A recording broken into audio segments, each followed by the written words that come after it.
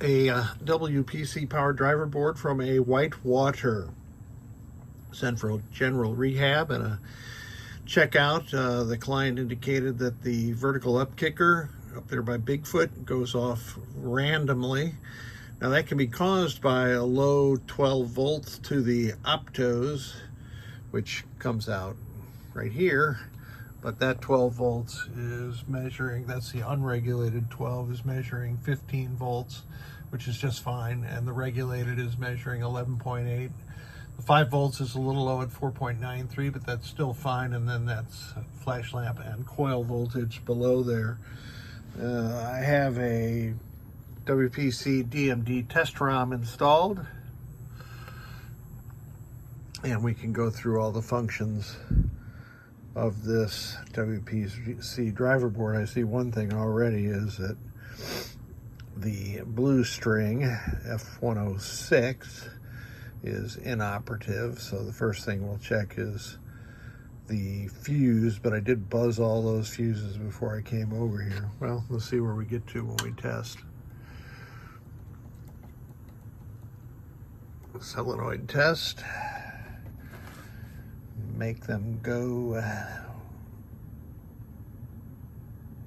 and this will test the first two banks of the solenoid, and those are working perfectly. Let's do lamps and flashers at the same time, and all those flashers are working, and all those lamps are working. Let's move back to general illumination and see what's working. You can see the dimming is working for the first 4 strings. But that 5th string is inoperative. So let me get to the bottom of that. I can say one thing with certainty is it is not going to be one of these triacs, because in all the years I've been repairing boards, 20, 25, 30 years, I have replaced exactly one triac.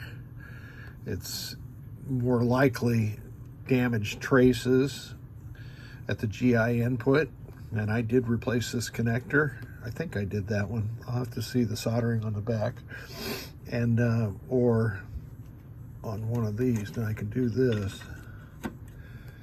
Yeah, so it's not relative to just J121. Let me figure this out. All right, I have my meter set to continuity, and hopefully you will be able to hear it buzz when I just touch the leads together. So I have one lead clipped to the top leg of the triac, and then I'm going to probe pin 12, which is the top leg of the what is that, 115 input. And you can see there's no continuity, but if I put some pressure on that pin,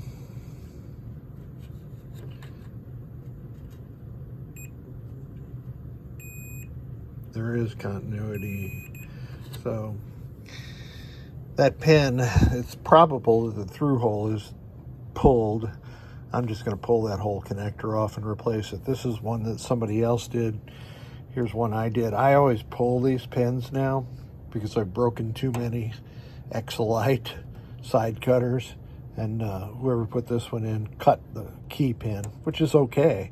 I just don't like damaging my cutters, and that's how I can surely see that somebody else has done this job. They also installed 120 and 121, and they look fine. That's why I didn't replace them, but we have uncovered a problem.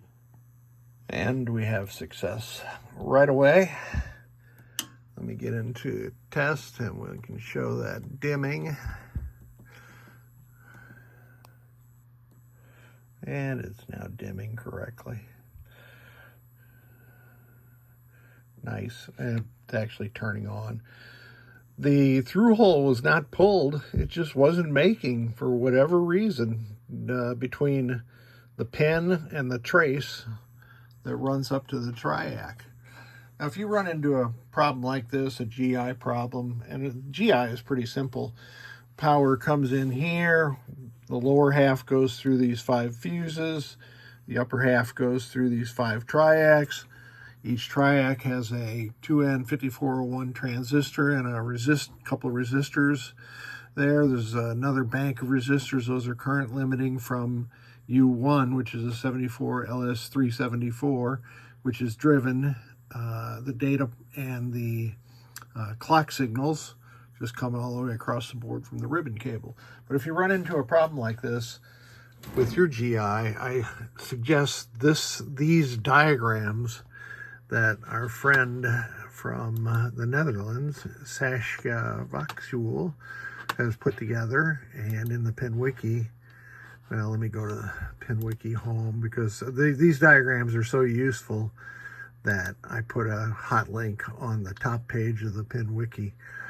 And these diagrams, if you scroll down, there's one for each of the 5: brown, orange, yellow, green, violet, general illumination strings.